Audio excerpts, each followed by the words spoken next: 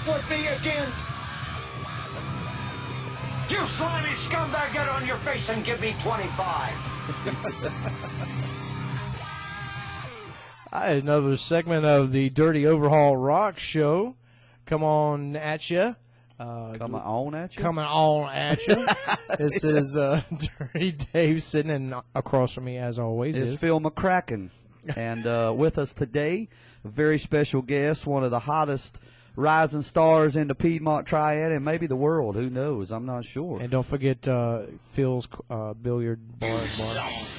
We got all the way from wherever in the hell he wants to be from, ladies and gentlemen, from the damn Fino Band. We got Mr. Billy Creason in the house with us. Billy, what's up?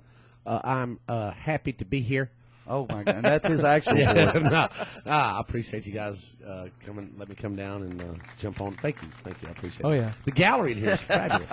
Is that your grandmother? No, that's my mom. Everybody's here trying to support my career. Well, I've been listening to the show for the last couple of weeks. That's a policeman in just your basic white car, Yes, it was. We got some stuff coming in from the highway, but I've been listening to the show, man.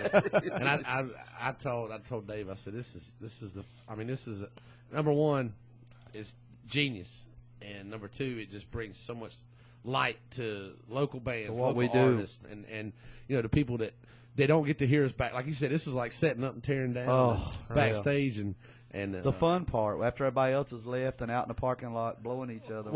How does Vernon Jordan put? Hey, wait a minute! I missed all that. That's part of LSD. You got to have lead singer. I guess so. To get that, but no, Vernon always says you get paid to set up and tear down. You get paid to play. That's true. Right, that's right. true.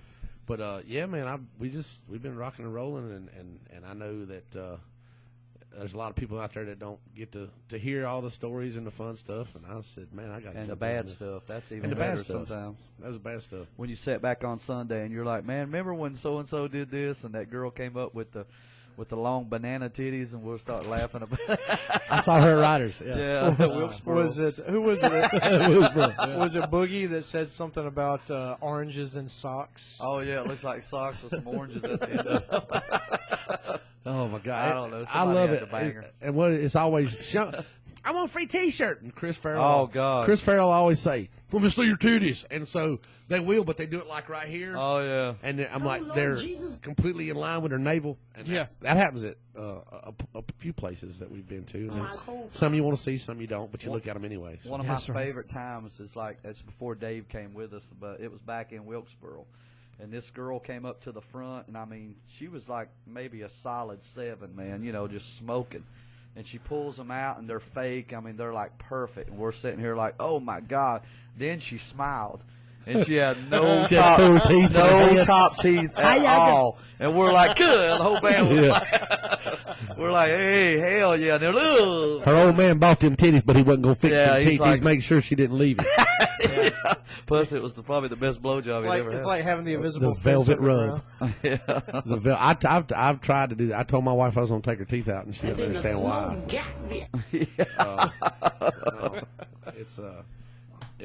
The velvet rub. That's a problem. Is it a kid show? Are we? Pretty much. Yeah, that's why we talk about. Watch that stuff. I did miss. I haven't heard Chris's interview yet. Oh my God! How many times did he say this one's for all the cloggers? Well, this is what he said. I'm glad you guys let me talk about something that's very near and dear to me myself. Yeah. And he went on for 2.5 hours. No shit. Oh, is that why it hasn't? Yeah, we had to stop him. He was over there playing chess or something on the computer while I was falling asleep. Oh, I'm sorry. No, this guy has some damn stories, man. I mean, he was knocking on the door of stardom, and they pretty much locked it on him. Well, that's like Vern, man. I can't wait to get. I know Vern called in, but I can't wait to get y'all to get Vern in here, man, because the stuff, the people he's played with. I mean, over his. Oh, I'm not gonna say how old he is, but I've known Vernon from years back. Him and Jackie started out together. Yeah, before that, Vernon played with Rivieras, and he played with some real big Eastern Seaboard bands. And then I don't remember the name of the band at the time. But Vernon decided, hey, I've been on the road for they've been on the road for 8 years. Right. I mean, on the road. I mean, like playing 5-nighters in Georgia and playing. That's what Steve Arnold said. You used to play for sometimes 6-7 days a week. 4 or 5 nights. And Vernon would drive back, go to work, and drive back down there. Ugh. So, the stories he has, and between him and you know, and listening to Jackie and some of those guys. But Vern was in a band that I can't, like I said, I don't remember the name. A lot of those guys, all those guys were from North Carolina, and that band later, after Vernon left, he got a new drummer and a new guitar player, and they became Firehouse. Oh wow! So I mean, you know, look at that. That's C.J. Sneer from Max Warrior and Perry Richardson. But you know, he could have, you know, that was. But most of those guys will tell you, though, I listen to a lot of interviews, a lot of podcasts and stuff from iTunes, and a lot of those guys, it's just being at the right place at the right time. Yeah, or who you and know. most of us will, you know, like look at Jackie, man. I mean, back in the day.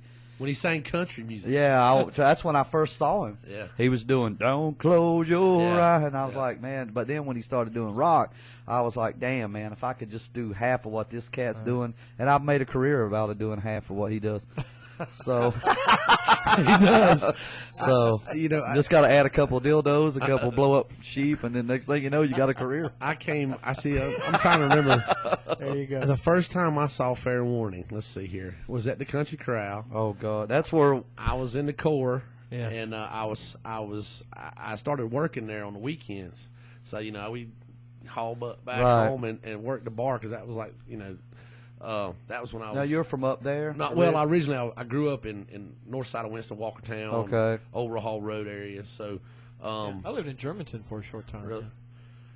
I was in reform school. in Germantown. Germantown. That's what it's Germantown. Oh, yeah. Well, he's not That's what they've from. always called it, Germantown. They got the Germantown. best Moravian cookies up there. I swear to God. If you Oh, yeah. Anyway, but they did, I mean, really, Germantown is a pretty place. It's next to Walnut Cove, which is the big city, Right. And then you get the metropolis of King involved, and but that's where we was. We was in King. You were playing, and you know, I had been there a couple weeks, and I'd seen the, you know, Flying Colors, and I'd seen Hurricane Willie, and I'd seen Jackie and them, and Hurricane Willie was one of the first bands I saw too when I moved out here. and I see this guy wearing leather pants with some spiky hair, and he was a little I was smaller. still in the guard too. Yeah, and he was so he was clean shaven somewhat. It was at the end of that 90210 deal. So he had like the Whoa. his hair was like up here like this. And he had sideburns down here. Yeah. He had back when duck lips, nobody knew what duck lips was. That was him. I He was still does. I did the rock thing before the rock. But he was Holy the black leather pants and boots and a flame shirt. Yeah. And I made a this- career on this. And this dude comes out and he's singing. And I'm like, oh man, this dude digging. And I was bar backing, you know, and bar backing at that time. Mike Hutchins, damn job, man. Mike Hutchins was running the bar, but I wasn't in there. I was in there trying to, you know, hook up. Yeah, I everybody wasn't- was. Yeah. So when the fights would happen, I would try to be behind the bar so I could jump across the bar and land on them. Had the big dramatic. Boogie had a similar thing. He'd have to go this way if the fight was over here. He would- I ran to him, but when he bounced. But you guys were playing, and I'll never forget it. You know, I forgot half of that night, except for one thing. I hear Shaggy's song start coming on, Everything being and then I hear him do that. Right, I hear him drop his throat. I'm like, what? I'm like, what is he doing? Yeah. So, and I think the last time, you guys come and seen this a couple weeks ago, and I threw that in there. I was like, yeah, that was weird. because that was just the coolest stuff. And there was, you know, you guys kicked ass. I mean, and Tongue and Groove. You know, those are the party bands you want to see. You want to see Fair Warning. You want to see Tongue I and Groove. remember them. I mean, I heard that name, but I never did. You never did see them because you were playing. But they were Back then, we they were were playing. long hair, man, and everybody wanted. The girls Was they wanted from to, around here? They were from Mount Airy. Oh, and Mount I think Airy. they're still really? together. It's a different lineup, but I think the bands they're doing original rock now, and they're like doing original music. We saw them. We were playing it back when Big Dogs was still open in Kernersville before they closed down. But they were there, and it was like nothing like I'd remembered them. Oh, really? Because they were doing like hardcore stuff, you know. Oh, And I was like, damn, they had a badass band back then. They were doing covers back then. They'd play a country song or two just to keep the girls happy. But all the girls wanted to bang them, and all the dudes wanted to be them. So Right. but you know what's weird though is like I know you guys are probably one of the top 2 like country bands around here. there's a now. bunch. There's a bunch. It's like it's exploded, man. It's like when I first came out here in '91, it was like Jackie even said you had to play. It was Jackie, Jimmy Shirley, this guy named Sammy Mason, who was a great damn country singer. Bo T. Yeah. Bo T actually made it on the. Oh, That's I'm knocking stuff around. Yeah. Bo This is not a professional Bo T's show. from Lexington, and Bo T is actually one of the ones that cut through and had an album out and had a record Really? out, and his song was in the top. I don't know, top 20 at the time. It was like a one-hit wonder type deal, but hey, it's better. he than- rode the He broke bus. through, Bob Dickinson was on his production crew, and who else? You know, the big guy that were Bob and run sound for Bo forever. Dang, he used to hang out after hours. Man, sit I back there met and some. laugh. Oh, we talk about. You know what I'm talking about, right? I know. I mean, I see. Yeah. What is his name? James Austin. James Austin. James Yeah. Austin. So all those guys. Every time I see him, he's like, "Well, you ready to make the jump?" He's been wanting me to like put a band together for like 20 years with him. But yeah, he actually got. him and his wife. They were his wife. Yeah, was Jackie awesome. actually left Yeah. the band and joined them for a while. Yeah. And then for some reason, I mean, I went and saw them, and I mean, it was a good show, but it seemed like two different shows. It was like her. It was almost like, you know, when you go see a band that's got like 2 or 3 lead singers, it's like, I don't know. For me, it's just like, okay, are they this band? Are they a dance Yeah. band? Are Yeah. they, you know, you got to have your own. We tried. Our biggest thing was when we started out. I had been in a couple other country bands, and we played a little bit of rock. Yeah, a little one of the southern best rock. I saw on your thing was called Swamp Donkey. Swamp Donkey, and that which was is the coolest name I've ever heard. I in my know, life. and then people, and I would call these bars and try to get bookings. They're like, "What's the name of the band?" Swamp Donkey. The hell is that? Town That's in like Louisiana. Wampus Cat. Actually, it's a large drunken lady in a bar. It's English Yeah, slang. Dave knows about that. But it's also a town in Louisiana, and I rodeoed for a little while badly. I was probably the worst bull rider in the state of North Carolina at one time. Damn. I mean, I that gave me a buckle just as I'd quit. But when I got out of the Corps, man, I tried some other stuff. I played some semi-pro football. I'll be watching you. And got my ass whooped doing that, and then finally decided I've always been athletic. Tried to be anyway. Not me. Not now. I mean, now I'm like a what is it? Sam or the damn sumo wrestler. Sumo. I've been kicked in the head a bunch too. I can't remember shit. I'm kind of like Gerald Ford, you know. Yes. But I tried all kinds of shit, man. I played a little semi-pro baseball in Greensboro. NABA, it was the National Adult Baseball Association, but it was a wooden bat league. So I did that a couple years, and I tried to say I did the football thing, and I wasn't playing music. I was a karaoke king. Oh, really? I mean, they ran me out of writers for me and Evan Beeman. Evan Beeman. Oh, is, I know Evan, yeah. Evan's a hell of a singer. And then when he's around, and Evan, he should have went to Nashville. I mean, Evan, Really? that's how good I he don't was. think I've ever heard him sing, but every time Dude. I've known him for years and years. Oh my he God, always he comes is. up He's and- a hell of a singer. And At Riders, it's so weird. It's like I've grew up with some well, of it's these Thursday people. nights. We was always there, hammered, drunk. And on Sunday nights, when it was family night, I still would go out there because it was cheap beer and get hammered, drunk. I went to the I don't know bowling what you alley do. in High Point. That's how, like, when I got the bug, when I got out and moved back out here, it's like I'd gotten divorced, moved back to West Virginia for 8 months, and then moved back, and I wanted to play so bad. How long were you and your cousin divorced? Well, that's my sister. But You know they start. Daddy, get off, or it's my turn. You know they passed a new law, by the way, in West Virginia. Is when a man and a woman get a divorce, technically, legally, they're still cousins. Yeah, they're still cousins or brothers and sisters. you know, when I go in, I'm gonna get my ass whooped now. Yeah, probably that. And where was we? The tangent just flew out the window. That's the Oh, policeman you is just were your doing basic karaoke? white collar. Yeah, the karaoke shit. So I was doing karaoke stuff, and that was fun. And I never did. And in fact, the first time I ever sang with a band, I sang with 5 to 1. Jackie had this Wow. part in his show where he said, and they would sing Mustang Sally, and he'd say, "Where's all the karaoke singers in the house?" Well, I got up there one night and I broke in and sang. They just wanted us to sing the chorus. Yeah. Well, I kind of stole a mic. I was about half lit, and I kind of stole a mic and sang 2 verses. To the point where Jackie was like, "All right, give me the microphone, dude. Get the hell off my stage." You know? I done stole the show, sort of, kind of. I think we've always, every one of us has had that happen. Yeah, I usually yeah. do it with Elvis. I piss them off. Oh, I'll God. just give him the microphone and walk off. And they I've give never done that. Oh, no. And Jimmy is like, "Don't ever fucking do that again." Yeah. I'm like, all right. He loves Chris Farrell to death.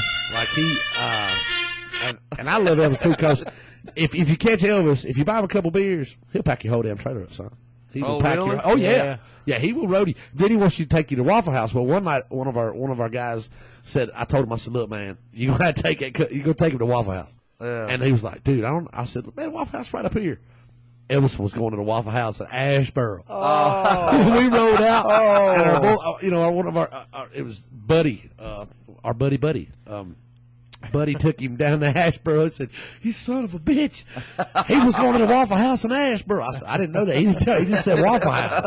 I said, "There's one up here on in Archdale on South Main Street." So, but I did that karaoke stuff forever, and then I got into rodeo, and I did that for a while. And when I figured out that I sucked really bad at it, I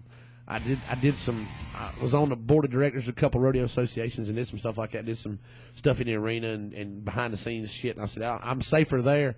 And then I got hooked one night, got my ass whooped by a little calf. I forgot where it was at. But yeah, I was standing by the gate and I just opened the damn gate, was kicking gates, this is a huge bull riding territory right here. Everybody around here either goes to a rodeo or knows I've never somebody. got to go, man. Really? I've always wanted to go, but I'll take you down to Drones. I want to take my little boy because I think he would. Well, Drone puts on, about 2 a year, 2 big ones down in remember Archdale. I actually did a benefit for him when Yeah, that first when it happened. happened. I think it was at Riders, if I'm not mistaken. Yeah. God, that's been 98 when it that's was been accident years happened. ago. Yeah. But and he's still very much involved. But and that's what happened with me.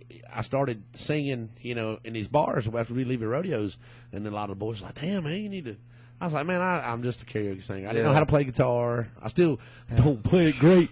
I want to, but Jimmy won't let me. I think it's because I suck, and and that's got a lot to do with it. Well, Brian, Berto just turns me down. Yeah, that's what I want him to do. I just want Brian to said he wanted to play guitar, and I was like, man, just fucking play it, man. And I told Jimmy, I said, man, if he fucks it up, then just don't. We just won't do it. Give him an acoustic. Give him an acoustic and let him do it. I went to bat for Steve Brian. I knows. said, let him It's do like it. I'm like if George Strait's made a career of not playing the guitar. Amarillo. I mean, he doesn't play. He just holds it. So Little known fact, first concert I ever saw, 8th grade, George Strait. Yeah. And I didn't go to it. We were at like Camden Park or something, and he was playing there. Oh, and man. I was like, damn, this cat's actually pretty good. So lo and behold, through the years, I decided my wife bought me a guitar for a wedding present when we got married, and of course she told me to bull ride, and I got knocked out. My last somewhere in Concord. We was down at. Oh shit! I got to turn that down. We was at Steagall's. I got knocked out of my last. Her texting me, "Shut up! Stop lying on the radio." Well, let's go to break right Speaking quick. of, yeah. And We're gonna take a short break, and we're gonna be right back. This is the Dirty Little Hole Rock Show.